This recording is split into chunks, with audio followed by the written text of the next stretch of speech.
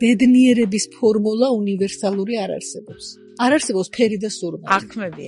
აღქმებია. სექსის გარეშე ადამიანი ვერ იქნება ბედნიერი. ქალს რომ მამაკაცი უყვარს და მამაკაც ქალი, უნდა ყველაფერი იყოს მოსული და ყველაფერი უნდა გიყვარდეს. მთელი სხეული უნდა გიყვარდეს და ნებისმიერი ორგანო. აუცილებელია თუ არა ქორწინებამდე სექსი. უშვილობის მიზეზი არის სექსის არ ქონდა. რა განსაზღვრავს წყვილის სიყვარულს? ყველა წყვილი არის კარმული. გეშინიათ სიყვარულის, იმიტომ რომ თავს კარგავთ, ესე იგი ტრავმა გაქვთ.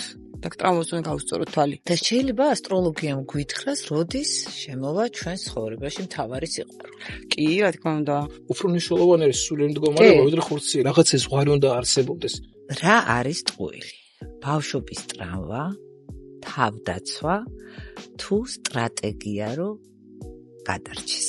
ესე იგი ტკბილი ტყუილი ჯობს მწარე სიმართლეს. სწორი გამოთქმა, მთავარია ის ვერ მიხვდეს, მთავარია ის კომფორტში ამყოფო. ანუ მეც მატყუარა გამოვდივარ. ორგანიზმი ისეთი ბრძნული მოწყობის მქონეა, რომ გვაგრძნობინებს, რომ რაღაც ისე არ არის. არსებობს ბედის წერა? ბედის წერა ესე გაგებით ასაწყისეთ ძახიან, ეგეთი ბედის წერა არ არსებობს. მომიგინდა ჩუმად ვიყოთ. მე არ ვარ ადამიანი, რომელიც განადგურების ღირსია. შეიძლება ყველა ადამიანში იყოს ფსიქოლოგიური მოძალადე, ხო? და ესე არ არის, რომ ხა ვიღაცები ვართ ბეკეკები და სხვები მგლები. იმედი და რეალობა.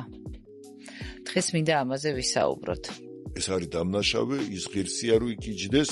როდესაც ადამიანი ხდება ციხეში, მარტო ის არ კარგავს თავისუფლებას. ვინ არის რამდენი პატიმარი გისოსებს აქეთ ვინც დავდივარ თუ გისოსებს შიგნით არის. პირველი ვინც შედის სასუფეველში არის ავაზაკი. ამიტომ ავაზაკი ბუნებით არ არსებობს ბოროტი.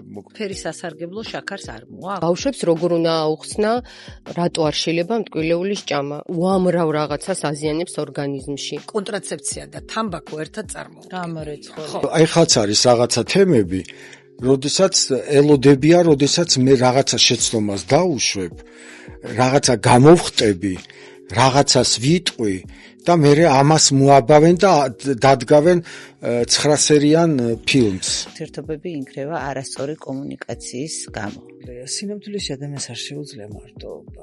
მოსმენაც კომუნიკაცია, ხო? ჩვენ თავს არ უსმენთ, ჩვენ სხეულს არ უსმენთ და საერთოდ არც გცალია მოსასმენა. ყველაფერი სირცხვილია, სექსოლოგთან მისვლა სირცხვილია, ფსიქოლოგთან სირცხვილია, ნარკოლოგთან სირცხვილია. მარტო მისი პრობლემა არ არის. ეს პრობლემა არის გარშემო მყოფების. როცა ერთ დამოკიდებული ადამიანი არის ოჯახში, მთელი ოჯახი ავად არის. აუცილებელია თუ არა მამაკაცის სპერმის მოხვედრა ქალის ორგანიზმში. ნამდვილად სექსზე ფიქრის თავიც აღარ აქვს ემოციურად. მე მქონდა კლინიკური სიკვდილი, ძალიან უცნაური რაღაცები დავინახეთ. თეთრი და შავი მაგია განსხვავდება ერთმანეთისგან. მე შემიძლია დაგიმტკიცოთ კიდევაც, რომ ჩვენ მატრიცაში ვართ. ყველა ადამიანს თავისი კოდი აქვს და თავისი ციფრი. არ გამოვრიცხავთ იმას, რომ კიდე გვაქვს ჩვენ სული სამშვენელი. ქალები ჩვენ კაცებს არაფრით არ ჩამოვარდებით. ჩემი ორი რჩევა იქნება საკმარისი იმისთვის, რომ იცხოვრო დიდხანს და იყო ახალგაზრდა. დეპრესია, სიზარმაცი არ არის. სიყვარული ავადმყოფობა არ არის. არსებობს კი ფსიქიურად სრულიად ჯანმრთელი ადამიანი? არ არსებობს. ჩვენ და გაუფრთხილდეთ ჩვენს ფსიქიკურ ჯანმრთელობას. ადამიანს ხედავთ არა რეალურს, არამედ ჩვენს წარმოსახვას მის შესახებ. ანუ რა სტრესია?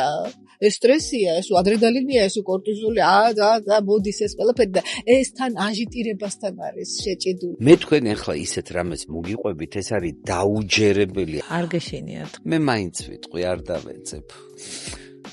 ცოტათი სკანდალური იქნება. არაფერს არ დაეძებთ მართლა. და მან იცოდეს თავის ფასი, როცა არის კალი მაგარი, როცა მან თავის ფასი იცის.